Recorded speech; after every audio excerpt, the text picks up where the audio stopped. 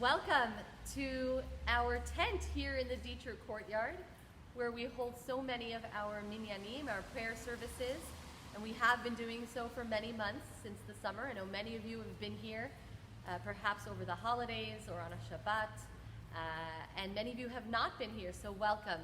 Welcome to the tent that has held so many of our prayers for so many months.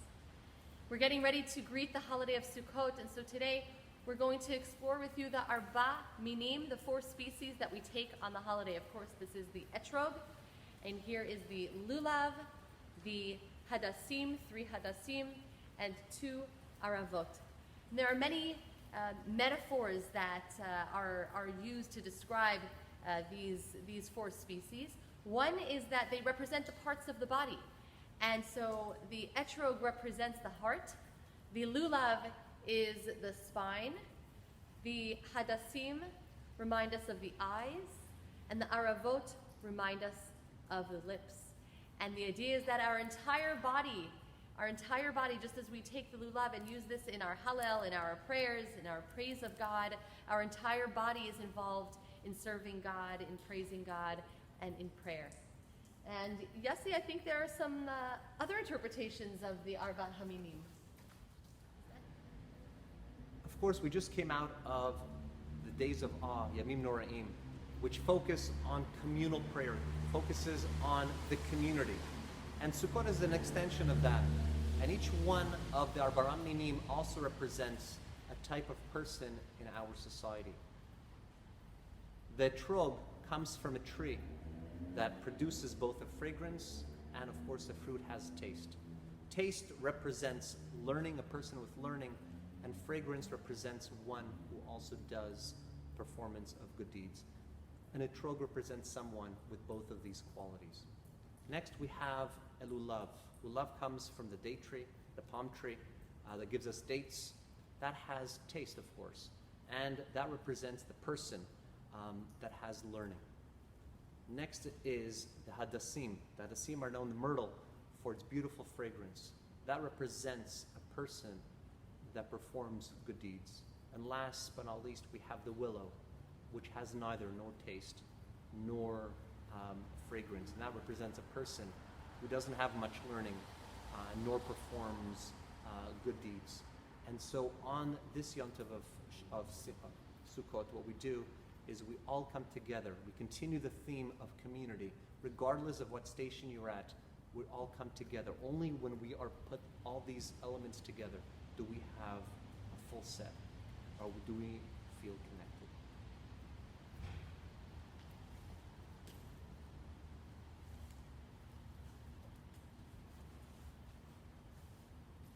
In many ways, these 2 metaphors are very connected to one another. The idea that the 4 species represent 4 different kinds of Jewish people. Some who have good deeds, some who don't, some who have Torah learning under their belt, some who don't. They all come together very much like the parts of the body, all of which are necessary to create one whole, a whole person or a whole nation. Every Jew is like an essential part of the body of the Jewish people. And there's one more element of this lulav, which may seem just functionary, but actually carries deep significance as well, and that is this binding here, the igud, the bundling, or the eged. The Talmud teaches lulav sarich eged. The lulav is required to have a bundling mechanism. In other words, if I take these 3 kinds of plants, these 3 species together in my hands, but they're not bound by some eged system, some bundling system, then that's not a valid taking of a lulav. The word eged, by the way, some of you may be thinking of the eged buses in Israel, which also are connectors. They connect the entire country in a network of public transportation. This too connects the Jewish people who may be very far apart otherwise. And of course, these days we're all thinking about how far apart we are from each other and how to stay connected, even when our usual methods of connection and communication are not able to be utilized right now. But the connections that we've made, this igud, this bundling of our community, have been just as strong as ever, if not more so. Yosi and I are in your homes right now, and you are here with us in the tent at Shar Shemayim, and we know how connected we are. We know that we are unified as a community, and that unity will carry us through this holiday of Sukkot. As we hold this lulav and etrog together, we know that we are all bound together. The taking of the 4 minim, the Arbat HaMinim, is a significant mitzvah on the holiday of Sukkot, and Yosi now will demonstrate for us the brachot, the blessings that are said, and the na'anuim, the shaking, the procedure of taking the lulav and etrog, taking these 4 species on the holiday.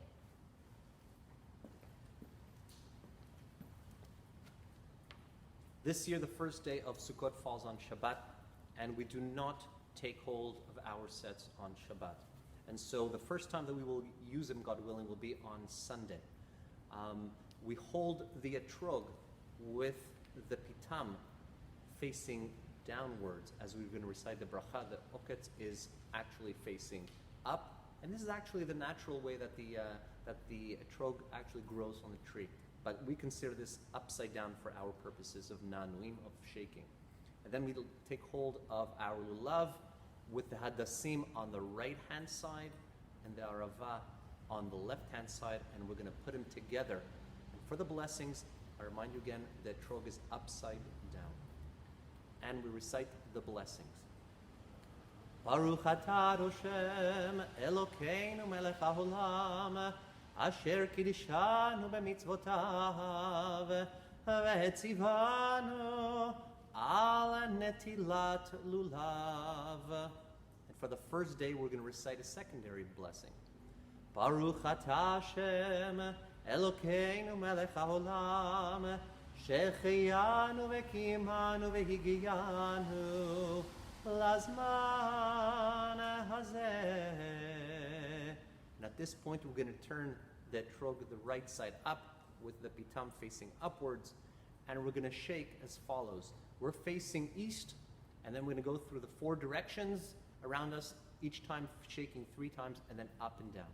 So eastwards 3 times, south 3 times, to the west 3 times, to the north 3 times, up 3 times, and then downwards 3 times. Baruch atah Hashem Elokeinu melech haolam asher kiddushanu b'mitzvotav ve'etzivanu al netilat lulav. And the first time that we use a set, we're also going to recite a second blessing. And that is going to be, the first time we're going to use it is going to be on the second day, on Sunday. Baruch atah Hashem Elokeinu melech haolam shecheyanu vekimanu vehigiyanu lazman hazeh. And at this point, we're going to flip the etrog right side up with the pitam facing upwards.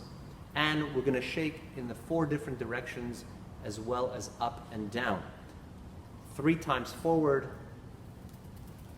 3 times to the right, 3 times back, 3 times to the left, up, and then downwards.